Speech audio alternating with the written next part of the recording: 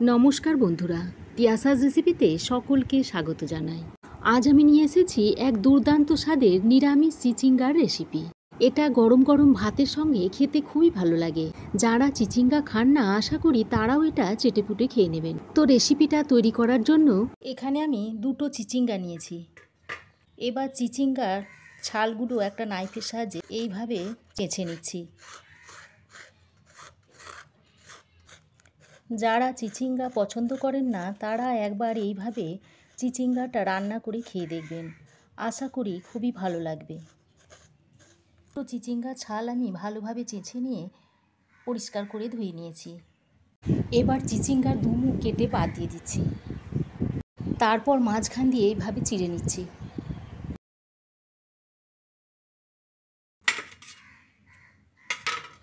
দেখুন, এইভাবে চিচিঙ্গাগুলোকে চিড়ে নিয়েছি।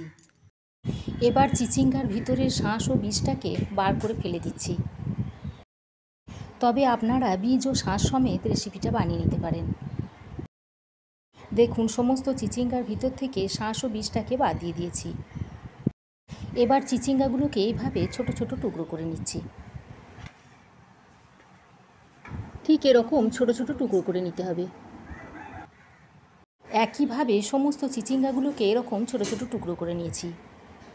এবার একটা মিক্সিং জারের মধ্যে দিয়ে দিচ্ছি একটা মাঝারি সাইজের টমেটো, হাফ ইঞ্চ মতো আদার টুকরো, লঙ্কা আর একটা কাঁচা লঙ্কা ভেঙে দিয়ে দিচ্ছি। তারপর সামান্য একটু জল দিয়ে এরকম একটা মিহি পেস্ট তৈরি করে নিয়েছি। এবার রান্নাটা করার জন্য কড়াই গরম করে দিয়ে দিচ্ছি ছোট চামচের 1 চামচ সর্ষের তেল। এবার তেলটা একটু গরম হয়ে এলে এর মধ্যে কেটে রাখা চিচিঙ্গাগুলো দিয়ে দিচ্ছি। চিচিঙ্গাগুলো দিয়ে এবার একটু হালকা করে নেড়ে নিচ্ছি। এবার গ্যাসের ফ্লেমটাকে হাইতে করে চিচিঙ্গাগুলোকে ঢাকা দিয়ে এইভাবে ভেজে নেব। নুন ছাড়াই আমি চিচিঙ্গাটাকে ভেজে নিচ্ছি। নুন দিয়ে ভাজলে সবজি থেকে জল ছাড়তে শুরু করে দেবে, তখন আর চিচিঙ্গাটা ভালো করে ভাজা হবে না। এইভাবে ঢাকা দিয়ে আবারও কিছুক্ষণ ভেজে নিচ্ছি। হাই হিটে চিচিঙ্গাটাকে খুব ভালো করে ভেজে নিয়ে একটা পাত্রে ঢেলে নিচ্ছি। তারপর এই কড়াইয়ের মধ্যে আরও 1 চামচ সর্ষের তেল দিয়ে দিচ্ছি। এই রান্নাটা সর্ষের তেলেই ভালো হয়, তাই সর্ষের তেলেই রান্নাটা করার চেষ্টা করবেন। এবার তেলটা গরম হয়ে এলে এর মধ্যে দিয়ে দিচ্ছি হাফ চামচ মতো কালো জিরে। কয়েক সেকেন্ড পর ফোড়নটা ফুটে উঠলে এর মধ্যে আদা, কাঁচা লঙ্কা ও টমেটোর পেস্টটা দিয়ে দিচ্ছি। তারপর ফোড়নের সঙ্গে একটু নাড়াচাড়া করে নিচ্ছি। এখন মিক্সিতে যে মশলাটা লেগেছিল তাতে একটু সামান্য পরিমাণে জল দিয়ে এর মধ্যে দিয়ে দিচ্ছি। দিয়ে মশলাটাকে ভালো করে কষিয়ে নিচ্ছি। মশলাটা কষাতে কষাতে এর মধ্যে দিয়ে দিচ্ছি স্বাদ মতো নুন। হাফ চামচ মতো দিয়ে দিচ্ছি কাশ্মীরি লঙ্কার গুঁড়ো, হাফ চামচ দিচ্ছি ধনে গুঁড়ো আর হাফ চামচ জিরে গুঁড়ো দিয়ে মশলাটাকে খুব ভালো করে কষিয়ে নিচ্ছি।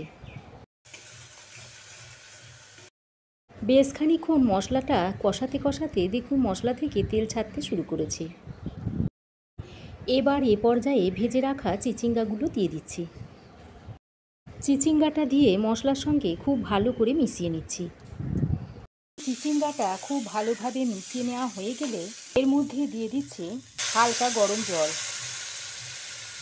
হাফ কাপ মতো হালকা গরম জল দিয়ে দিলাম। তারপর ভালো করে নেড়ে চেড়ে মিশিয়ে দিচ্ছি।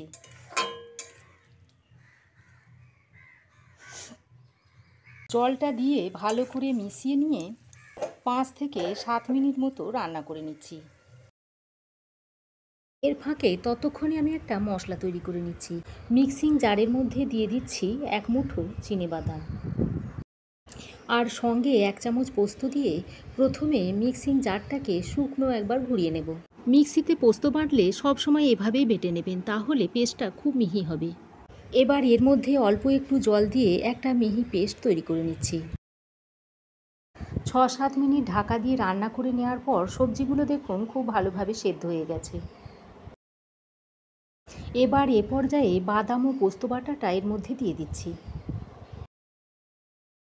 আর সঙ্গে মশলার বাটি ধোয়া জলটাও একটু দিয়ে দিচ্ছি। দিয়ে ভালো করে নাড়াচাড়া করে নিচ্ছি। যেহেতু আমি এখানে পোস্ত দিয়েছি তাই হলুদটা ব্যবহার করিনি, তবে আপনারা চাইলে হলুদ দিতে পারেন।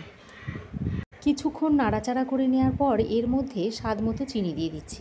এই ধরনের নিরামিষ তরকারিগুলোতে অল্প করে একটু চিনি দিলে খেতে বেশ ভালো লাগে। চিনিটা দিয়ে ভালো করে মিশিয়ে নেওয়া হয়ে গেলে আবারও ঢাকা দিয়ে 2-3 মিনিট মতো রান্না করে নিচ্ছি। ঢাকা দিয়ে আরও 2-3 মিনিট রান্না করে নিয়েছি। এতে করে রান্নাটা আমার প্রায় হয়েই এসেছে।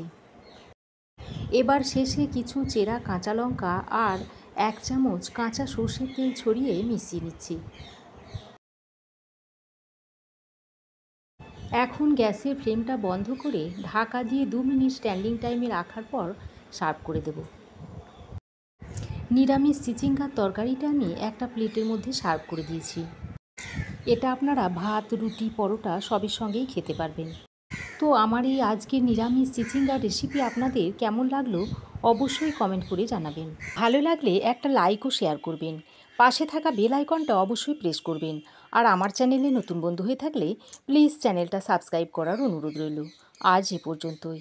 আবার দেখা হবে নতুন কোনো রেসিপি নিয়ে নেক্সট এপিসোডে। সে পর্যন্ত ভালো থাকবেন, সুস্থ থাকবেন। ধন্যবাদ।